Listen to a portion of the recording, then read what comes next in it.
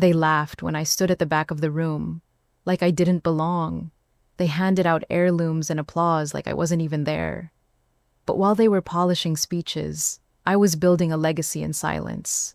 And when Harold's voice echoed through the room, they didn't just lose their grip on power, they lost the illusion that I was ever beneath them.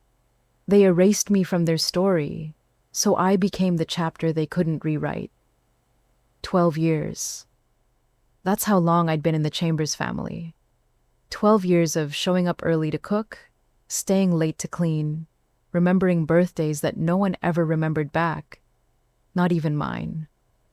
And today, as I stood in the center of the grand ballroom clutching a gift bag for Harold's 65th birthday, I reminded myself, this day wasn't about me, it was about him. The man who had once quietly fixed the broken light in my hallway when no one else offered. The man who always called me Elena, never her or the wife. But apparently, that wasn't enough to count.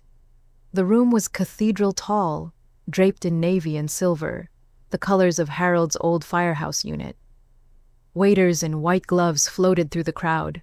A string quartet played in one corner. Everyone was dressed like royalty. I stood near the back, holding my daughter Lily's hand. She was 9, smiling wide, twirling slightly in the blue dress she insisted on picking herself. Marcus, my husband, was at the front near the stage, laughing with his brothers, sipping champagne. He hadn't introduced me to anyone, not once, but I was used to it. Then came the speeches. Sandra, Harold's second wife, took the microphone first. She had planned this entire event like it was her own coronation. Polished, poised, and sharp-tongued behind closed doors. "Thank you all for being here," she smiled, her voice smooth as honey. "We're here to celebrate a true hero and the people who've supported him along the way." Chairs squeaked as people leaned forward. Harold wanted to honor his family, so today, each child, grandchild, and family member will receive a personal gift, something to remember this day. A cart rolled out. Velvet boxes, polished plaques, gold-inked cards. The crowd buzzed with excitement. She started with the sons, Marcus included. "To Marcus, for your loyalty and leadership, this engraved compass to remind you where you come from." Polite applause. Then the daughters, her own, and Harold's. Each received a bracelet with a firehouse emblem and a handwritten letter. Lily clapped excitedly. "Do you think there's one for us too, Mommy?" I smiled weakly. "Let's wait and see, sweetheart." Then came the grandchildren. Each received framed photos of them with Harold, some with custom tokens, a fishing lure, a firefighter badge, a pressed flower. Lily's eyes sparkled. "Mine's gonna have the beach picture, I just know it." Then silence. Sandra stepped back to the mic, beaming. "And that concludes the family gifts." The room erupted in polite applause. Lily's face crumpled. "But they forgot us?" I crouched beside her, tucking a strand of hair behind her ear. "Maybe it's coming," I whispered, forcing cheer I didn't feel. Then Sandra walked straight toward me. Her smile changed, not polite, not cruel, just cold. She handed me a tray with champagne glasses and said flatly, "Be a dear and help pass these around, would you? Make yourself useful." My hands froze. I stared at her. Surely this was a joke. Surely someone, Marcus, would say something. But no one did. Marcus stayed frozen in place, watching from across the room. No protest, no defense. The tray felt cold, heavy.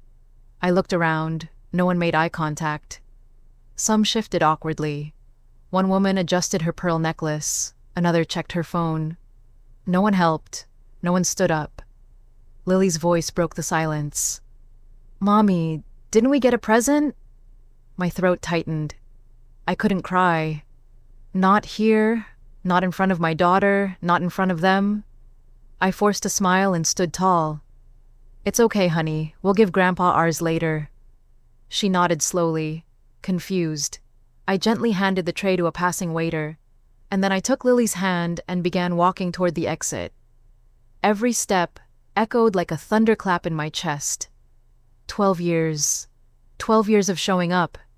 And I still wasn't enough. To Sandra, I was still the wife. To the others, I was invisible. To Marcus, I didn't even know anymore.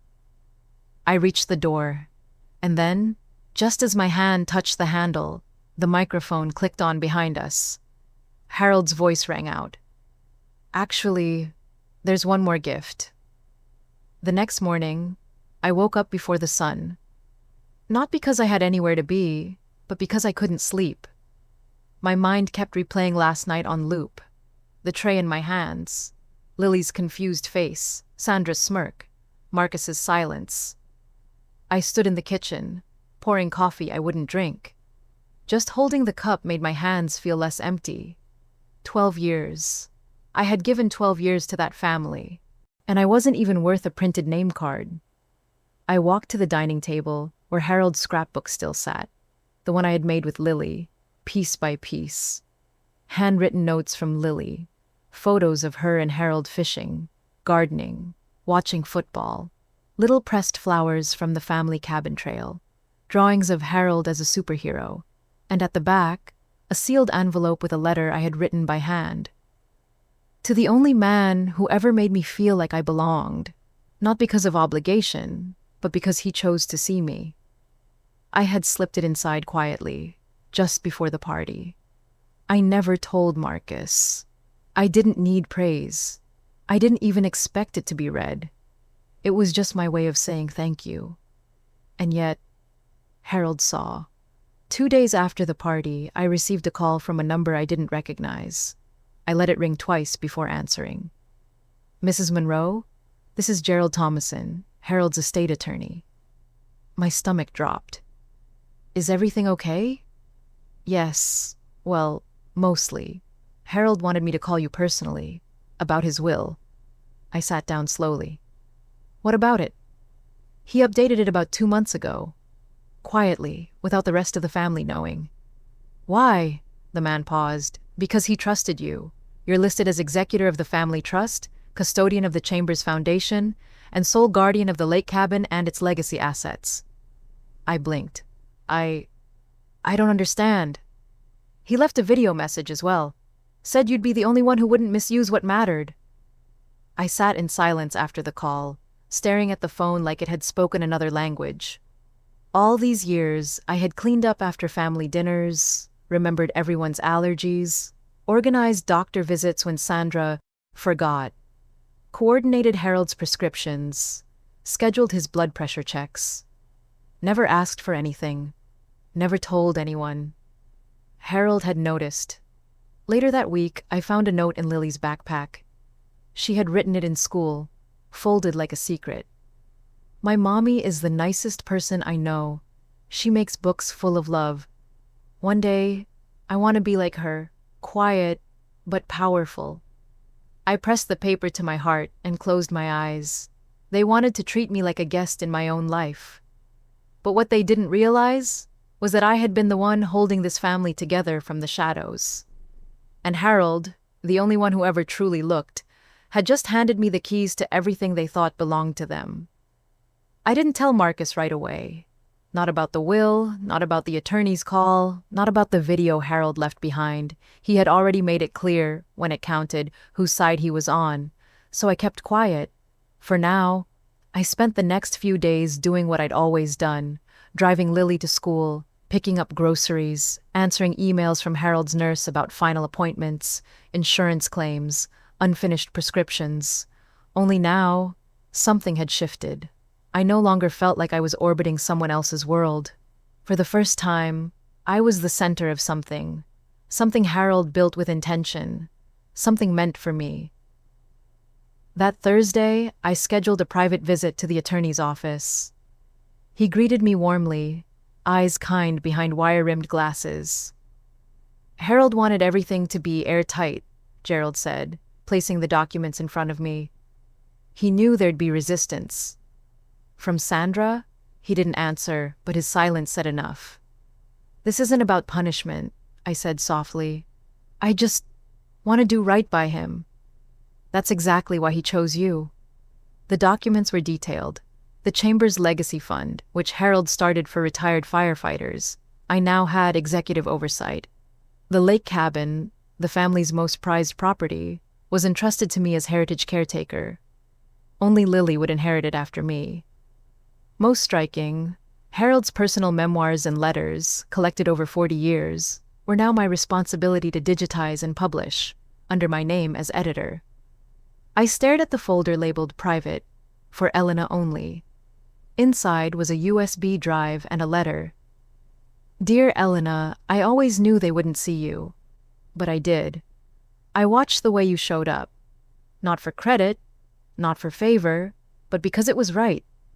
You were the only one who asked how I was really doing, the only one who ever said thank you. And when you gave me that scrapbook, I cried. Quietly, in my den, after everyone else went to bed. I've seen enough fires in my life to know this. The strongest people aren't the ones who shout.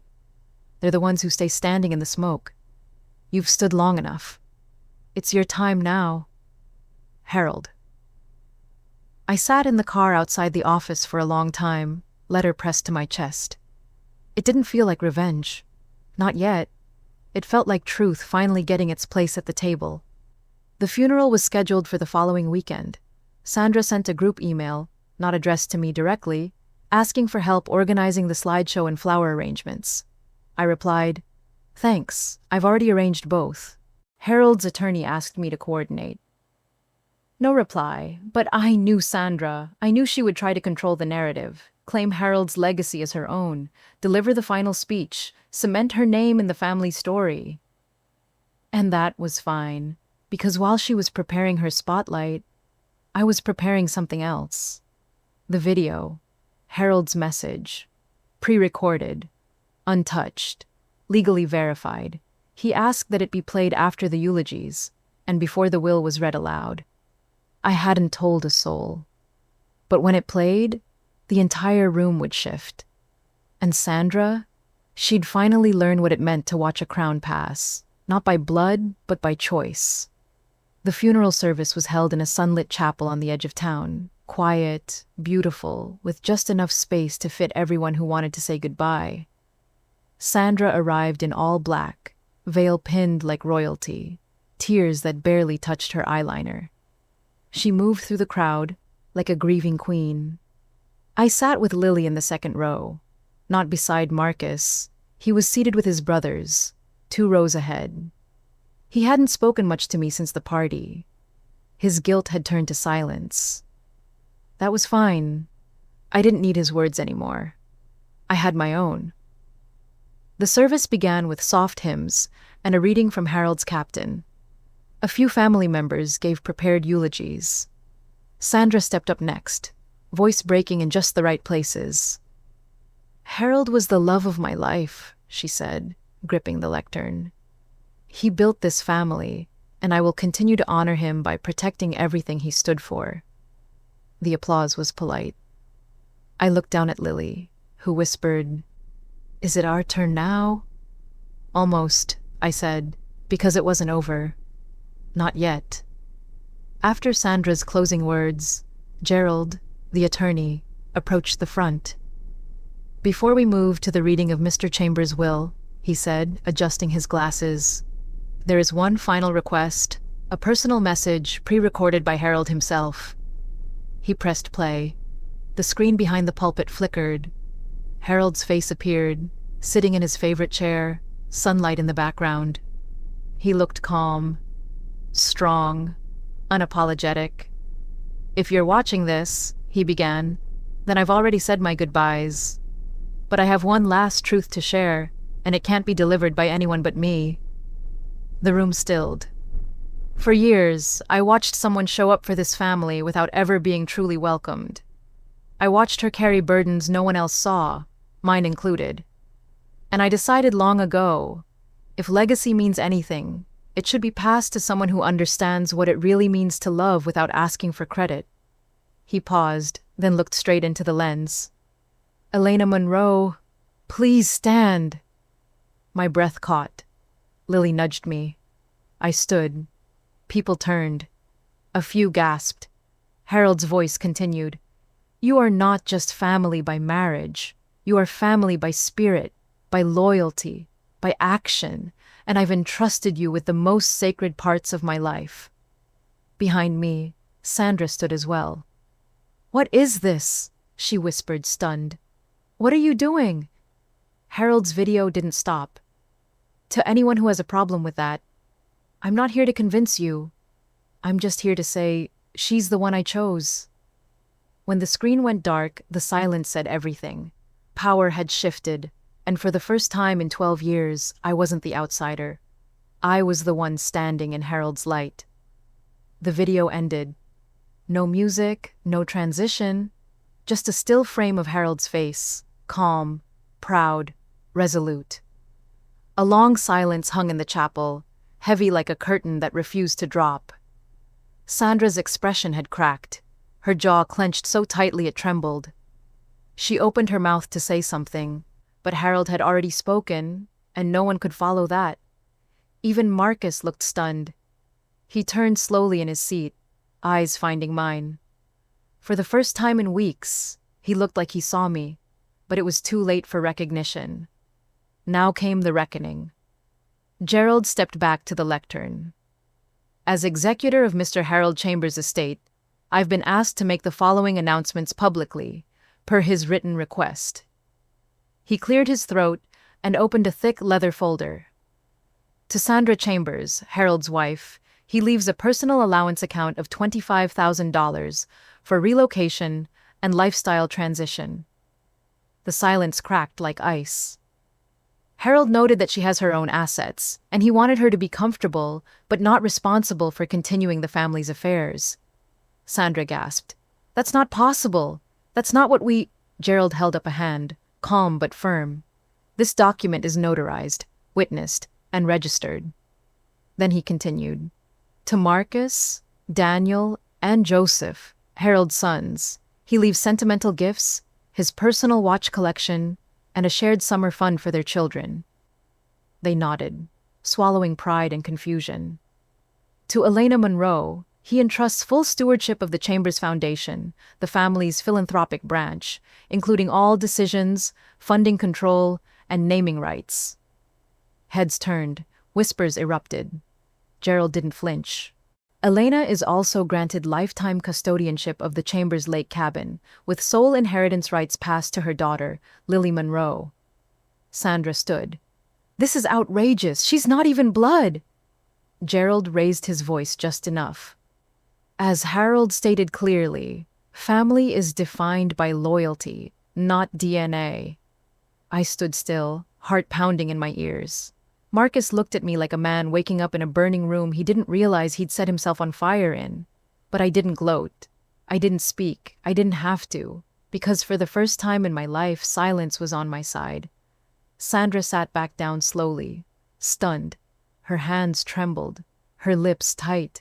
And I finally understood what it felt like, to be chosen out loud, to have my worth acknowledged, not behind closed doors, not whispered after dinner, but documented, witnessed, and spoken into permanence. This wasn't about inheritance. It was about identity, and I would carry it like armor from that day on. 2 weeks later, I stood at the lake cabin, the one no one thought I deserved, watching Lily toss pebbles into the water, her laughter echoing in the cool morning air.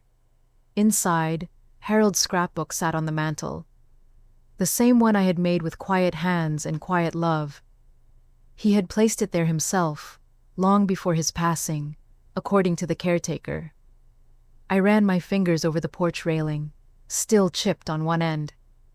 The same spot where Harold had taught Lily how to tie a fisherman's knot.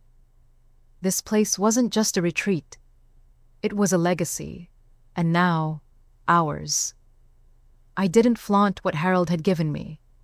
I didn't need to. The announcements in the papers spoke for themselves. Elena Monroe named Executive Director of Chambers Foundation. New vision, same legacy. Chambers Family Trust appoints first non-blood custodian. Sandra never called.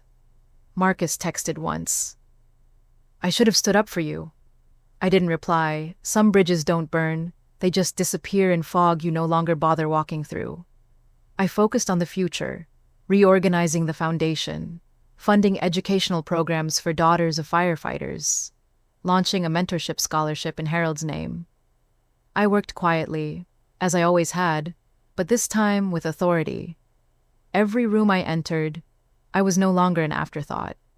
I was the signature at the bottom of the check, the name on the plaque, the woman who had stayed long enough to outlast the silence. One afternoon, as I packed up thank you letters from the foundation's new board, Lily came up beside me. "Mommy, does this mean we're the Chambers family now?" I smiled. "It means we've always been. They just finally saw it." She nodded, like that made perfect sense. Then she pulled out a piece of paper and started drawing. A tiny log cabin, a woman standing tall, and a little girl beside her with a heart between them. Harold had once said love wasn't about being the loudest in the room. It was about showing up when it mattered most. And I had. Not for reward, not for revenge, but because doing the right thing, quietly, consistently, is sometimes the greatest rebellion. They tried to erase me. Now I was the ink.